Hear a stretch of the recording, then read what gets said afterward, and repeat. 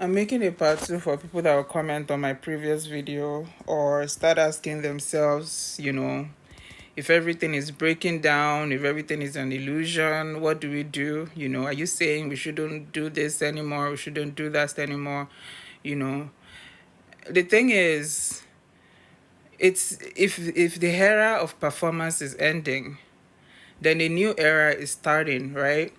And I like to think that the era that is starting is the era of being authentic.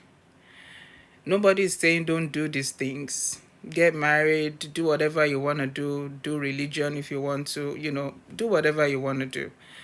But do it with intention, right? Sit down and ask yourself, why am I doing this? How does this benefit me? Am I doing it because I want people to see me a certain way, because society said so, because somebody said I must do it, because that's the next natural step that everybody is taking? Or are you doing it because you want to, because it benefits you, right?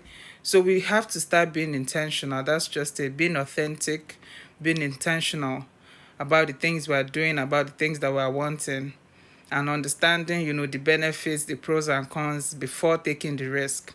So many women are getting married and getting out just as quick because, basing their marriage on emotions, they get there and realize that things are not exactly that way and they have to get out, and these things can be avoided if you see through all these illusions before you get married and you sit down and make a clear decision for yourself that, okay, I don't want to follow just what everybody is doing. I don't want to just do it as a next step.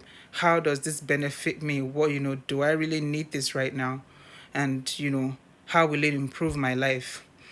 And I feel like it's those people that start thinking authentically and start acting that way that are going to start winning in this new world that we're going into. If you're still performing, you're still behind. If you're performing for whatever reason, you're going to be left behind in the new world that is coming. It's true. So, best thing I can tell you is be authentic with yourself. Nobody's asking you not to want anything. You can absolutely want all this. All these things, all these systems, they are good things. I guess they have good intentions for creating so many of these things. But you have to, it's not for everyone. It's the fact that all these things want to be forced on the entire society that pisses me off. It's not for everyone. Everyone has to actually sit down and think to themselves, is this thing for me?